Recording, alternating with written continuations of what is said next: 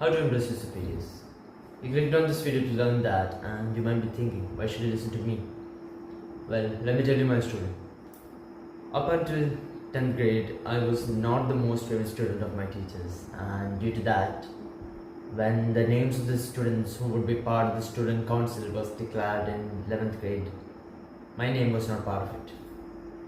But 6 months later, something interesting happened when 12th grade was just beginning and the student council was about to sign in officially. A lot of my teachers went to the principal and demanded that I be put into the council. So they changed the system that has been in place in the same way for years and years to add me into the council, and they put me in the second highest post.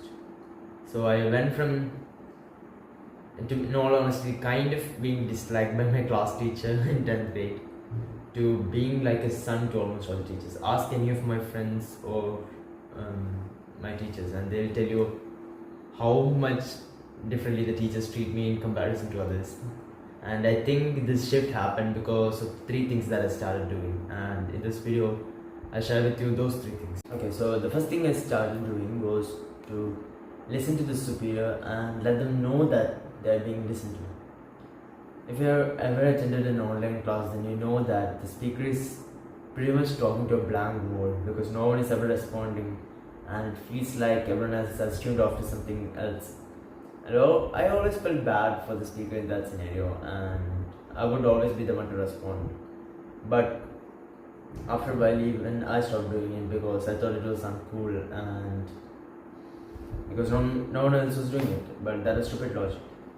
Remember Jordan Peterson's rule: opportunity lies where responsibility has been abdicated. If no one else is responding and you respond, then that makes you special. Think from the perspective of the teacher for a second. What is their job? Their job is to make you understand what they are trying to convey. And if no one responds, they feel like a failure because they think that you didn't understand what they're teaching. And if you help them avoid that feeling of being a failure, then they like you more. So that's the first step. Help them avoid the negative emotion of feeling like a failure by actually responding to them. And this is not exclusive to online class. Even in offline class, if the teacher calls someone in front of the class to speak something, no one would move a muscle, but be the one to do that because that makes you special and it makes your teacher feel good, and so it's a win-win. That's the strategy number 1. Now, the second tip that I implemented in order to impress my superiors is to not be a sycophant or the teacher's pet. No one likes the teacher's pet, not even the teachers. I think that's because they're being nice not because they are good people but because they are insecure. And when your boss, for example, says something you disagree with or takes an action that you don't quite understand, then with all due respect, question them about it. Like, treat them like an elder brother or a father figure, and respectfully ask them why they are doing what they are doing. And similarly, if a teacher has a wrong answer or you quite don't understand the concept behind it, then question them. But there is a limit to it. Do not stretch this. Remember the first law of power from Robert Greene's book. It is to never outshine the master. I have broken that rule from time to time, but that was people who already considered me like a son. So I am still alive. And I developed a kind of playful relationship with my superiors so that I kind of playfully banter with them like I would banter with my mother or something. And yet, it works for me. So the third tip that I use to make my superiors love me is to be authentic.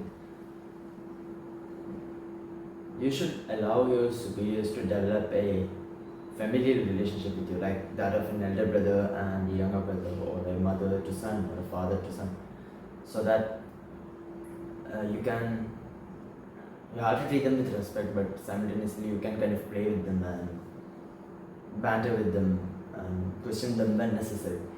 and hold them accountable. It becomes a two-way relationship instead of you just taking orders one way. And most of the time it should be that way, but once you develop such a relationship, then it becomes much more stronger and much more beneficial for both the parties involved. And the way you do this is by showing all sides of yourself. You do not just show the positive aspects of the character, but also the aspects of the character that may not be productive to your career or your jobs. For example, in my case, I was always late to class after lunch break due to playing basketball, and that pissed some teachers, but that's just me, and I was not willing to give up that. And eventually, they just understood that it is me being me. I ace all the classes, so they're fine with me being a bit late to class. Also, I was always the loudest person in the class, and often the people sitting next to me would be made fun by the teachers that he'll get good marks and pass, and but you will stay here for 2 more years. It sounds bad, but yeah. I developed that kind of relationship with my teachers such that they saw me like a son, and I showed all aspects of my character. Like I am really extroverted, so I am loud, and the positive aspect of it is that I am naturally a leader, and I organize a lot of things. But also I can be quite loud and distracting accidentally, and yeah, I work on that, but sometimes it slips up, and those slip ups actually are beneficial to building that strong bond between the two. And yeah, I'm not saying you deliberately be unproductive or deliberately show your weaknesses. What I'm saying is maybe you don't need to be all perfect. You can slip up once or twice, and perhaps that is actually better for building a better bond than always showing a perfect front. So yeah, those are the 3 strategies I would say that helped me build a very good relationship with my superiors, in my case which were my teachers. And the underlying ethos of all the 3 rules, I would say, is to build a relationship with them like that, like they are an authority figure from the family, like a father, mother, or an elder sister or brother. And yeah, that is the main thing you can take away from the rules. And yep, that's it. I'll see you at the top. Bye.